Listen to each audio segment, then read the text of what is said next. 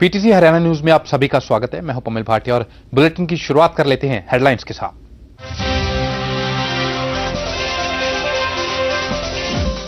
सियासी गहमागहमी के बीच 7 में से 5 शहरों में हुआ मेयर का चुनाव। अंबाला, हिसार, यमुनानगर और रोहतक में कांग्रेस का कब्जा, लेकिन करनाल में बिगड़ गया गणित। 5 में से 4 निगमों के मेयर की कुर्सी महिलाओं के हवाले। रोहतक, यमुनानगर और हिसार के साथ साथ करनाल में भी महिला पार्षद बनी मेयर। गुटबाजी को लेकर कांग्रेस में मचा घमासान जारी। मौलाना के हमले पर सैलजा ने किया पलटवार, कहा दूसरों पर उंगली उठाने से पहले अपने गिरेबान में झांके। दिल्ली में रह रहे हरियाणा के जाटों ने आरक्षण के लिए लगाई गुहार। वीरेंद्र सिंह की अगुवाई में कुमारी सैलजा से की मुलाकात। मानवाधिकारों पर पंचकुला में मंथन, सीएम ने हरियाणा पुलिस को दी और ज्यादा संवेदनशील होने की नसीहत। उत्तराखंड में हुए हेलीकॉप्टर हादसे में मारे गए भिवानी के जवान को नम आंखों से दी गई विदाई। राजकीय सम्मान के साथ हुआ अंतिम संस्कार।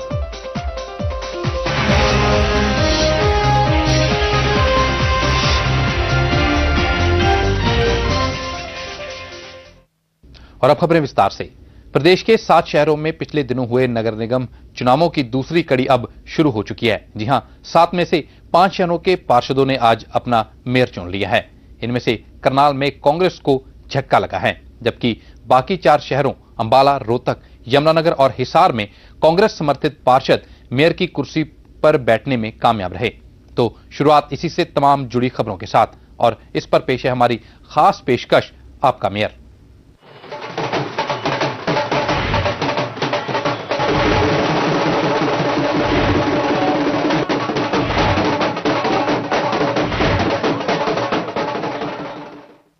तो शुरुआत करनाल से करते हैं, जहां मेयर की कुर्सी अप्रत्यक्ष तौर पर विपक्ष के हाथ लगी है। दरअसल कर्ण नगरी में इनेलो और भाजपा के पार्षदों की मदद से निर्दलीय पार्षद रेणु बाला निगम की मेयर बन गई हैं। रेणु बाला ने कांग्रेस समर्थित उम्मीदवार कैलाश गोयल को 2 वोटों से मात दी है। मेयर पद को लेकर पिछले कई दिनों से कर्ण नगरी करनाल में चल रहा घमासान मंगलवार को जिला सचिवालय में हुए चुनाव के साथ खत्म हो गया। बेहद नजदीकी मुकाबले में बाजी मारी निर्दलीय पार्षद रेणु बाला ने। कुल 20 वोटों में से रेणु बाला को 11 वोट मिले, जबकि उनके विरोध में खड़े कैलाश गोयल को 9 वोटों के साथ हार का मुंह देखना पड़ा। इसमें पहले तो ओथ दिलवाएगी सभी 20 निर्वाचित सदस्यों को, और उसके बाद मेयर का इलेक्शन था। उसमें 2 कैंडिडेट सामने आए, एक श्री कैलाश गोयल है और एक श्रीमती रेणु बाला। श्रीमती रेणु बाला को 11 वोट मिले और कैलाश गोयल को 9 वोट मिले। तो रेणु बाला म्युनिसिपल कॉर्पोरेशन की मेयर निर्वाचित। खास बात है कि निर्दलीय पार्षद रेणु बाला कांग्रेस के समर्थन से नहीं, बल्कि भाजपा और इनेलो के समर्थन से जीती हैं। दरअसल कांग्रेस ने कैलाश गोयल को अपना आशीर्वाद दिया था, लेकिन भाजपा के 3 और इनेलो के 2 पार्षदों और कुछ अन्य निर्दलीयों के सहारे रेणु बाला कांग्रेस समर्थित कैलाश गोयल को पिछाड़ने में कामयाब रहीं। मैं भगवान का शुक्रिया अदा करती हूँ जो मुझे उन्होंने ये आशीर्वाद दिया है, और इसके लिए मैं अपने पार्षदों का और भगवान का बहुत बहुत धन्यवाद करती हूँ। हम पूरे कोशिश करेंगे कि करनाल का पूरी तरह से सुधार करें और करनाल में जो भी समस्याएं हैं लोगों की, उनको दूर करने की पूरी कोशिश। बहरहाल कर्ण नगरी में विपक्ष के पार्षदों के सहारे हुई रेणु बाला की ये जीत कांग्रेस के लिए किसी झटके से कम नहीं है, क्योंकि पर्दे के पीछे से कांग्रेस के कई बड़े नेता कैलाश गोयल के लिए बहुमत का आंकड़ा जुटाने में लगे हुए थे। पीटीसी न्यूज हरियाणा के लिए करनाल से जोगेंद्र सिंह की रिपोर्ट।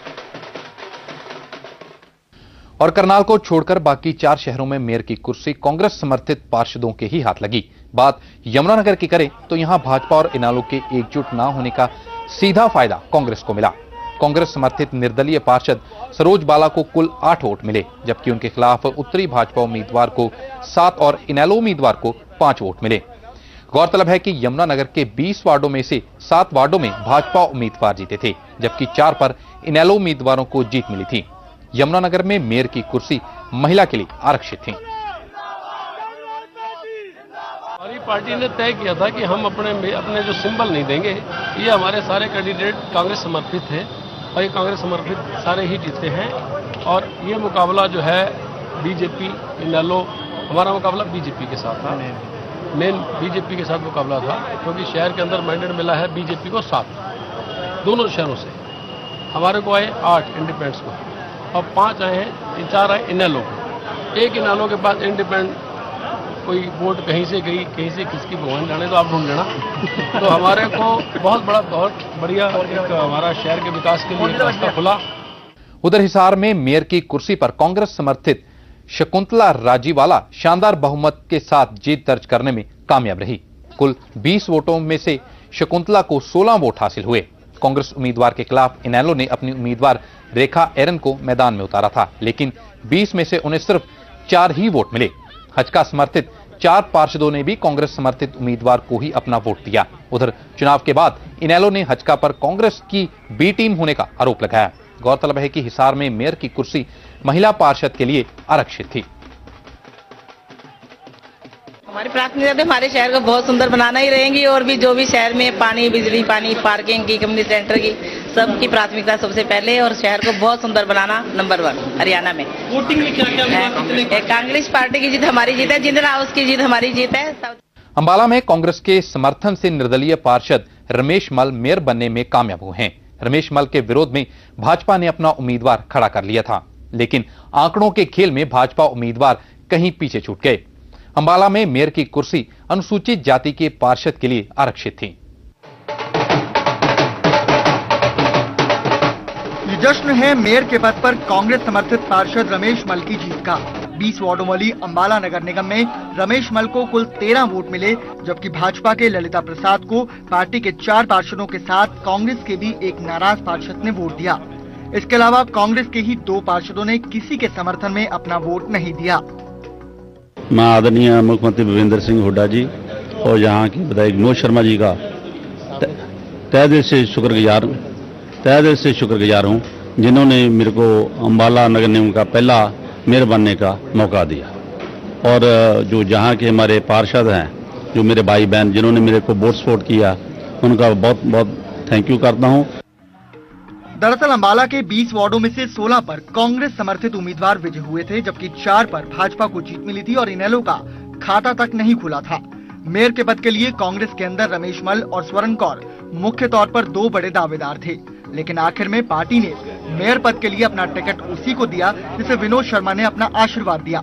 यानी विनोद शर्मा की इच्छा अनुसार रमेश मल को कांग्रेस ने मेयर पद के लिए खड़ा किया और बहुमत के साथ वो जीत दर्ज करने में कामयाब हुई। इसमें बधाई तो है ही, मुख्यमंत्री जी को बधाई है कि उनके यहाँ पे मेयर जो बना है बड़ी अच्छी मेजॉरिटी से जीत के बना है। पार्टी को बधाई है, मुख्यमंत्री जी को बधाई है। मेयर पद के चुनाव से पहले सभी 20 नवनिर्वाचित पार्षदों को पद और गोपनीयता की शपथ दिलवाई गई। बहरहाल मेयर पद के चुनाव की इस प्रक्रिया से इलाके की सांसद और केंद्रीय मंत्री कुमारी सैलजा ने खुद को बिल्कुल अलग रखा। पीटीसी न्यूज हरियाणा के लिए अंबाला से एसपी भाटिया की रिपोर्ट। और इन सब के बीच मुख्यमंत्री के गृह क्षेत्र रोहतक में मेयर के चुनाव की वोटिंग की आवश्यकता ही नहीं पड़ी। रोहतक में कांग्रेस समर्थित रेणु डाबला को सर्वसम्मति से मेयर चुन लिया गया। मुख्यमंत्री भूपेंद्र सिंह हुड्डा के गृहनगर रोहतक में वार्ड नंबर 4 से चुनाव जीतने वाली रेणु डाबला मेयर का पद संभालेंगी। निगम चुनावों में मुख्यमंत्री के अपने वार्ड में भले ही बाजी भाजपा के हाथ रही हो, लेकिन मेयर चुनाव में कांग्रेस ने कोई गलती नहीं की। यही वजह रही कि कांग्रेस समर्थित रेणु डाबला बिना चुनाव सर्वसम्मति से मेयर बनने में कामयाब रही। रोहतक मेयर का पद अनुसूचित जाति की महिला के लिए आरक्षित था। रेणु डाबला सहित कुल 4 महिलाएं इस दौड़ में शामिल थी। आज म्युनिसिपल कॉर्पोरेशन रोहतक की पहली मीटिंग थी। इसमें सबसे पहले सभी 20 निर्वाचित सदस्यों को शपथ दिलवाई गई और उसके बाद मेयर का इलेक्शन हुआ। उसमें श्रीमती रेणु डाबला वार्ड नंबर 4 से सर्वसम्मति से मेयर इलेक्ट हुए। मेयर चुने जाने के बाद पहली बार मीडिया से बातचीत करते हुए रेणु डाबला ने कहा कि समूचे शहर में विकास करवाना उनकी सबसे बड़ी प्राथमिकता होगी। मुख्यमंत्री साहब, हमारे विधायक जी शकुंतला जी खटक और बीबी बत्रा साहब और सारे एमसी जिन्होंने मेरा साथ दिया, उन सब का धन्यवाद करती हूँ और साथ ही जनता का धन्यवाद करती हूँ कि उन्होंने मेरा साथ दिया। इसके बाद अब मैं इस पद पर आसीन होकर आप सबको यह आश्वासन देना चाहती हूँ कि जो भी रोहतक का विकास बन पड़ेगा मैं पूरा करके दिखाऊंगी और किसी को भी भविष्य में कोई शिकायत का मौका नहीं दूंगी। रोहतक में मेयर का सर्वसम्मति से हुआ चुनाव कई मायने में कांग्रेस के लिए एक अहम उपलब्धि माना जा सकता है और इसके लिए काफी हद तक पार्टी के स्थानीय नेतृत्व को श्रेय दिए जाना चाहिए। अनुज नरवाल, पीटीसी न्यूज, रोहतक। तो 5 शहरों के मेयर का चुनावी घमासान आपने देखा और अब इन सभी शहरों में सीनियर डिप्टी मेयर और डिप्टी मेयर के पदों के लिए चुनाव अगले कुछ हफ्तों में होगा। बहरहाल अब कल पानीपत में मेयर का चुनाव होगा और उसके बाद 4 तारीख को पंचकुला में मेयर का चुनाव होगा। फिलहाल मेयर के चुनावों से जुड़ी खबरों में अभी के लिए बस इतना ही।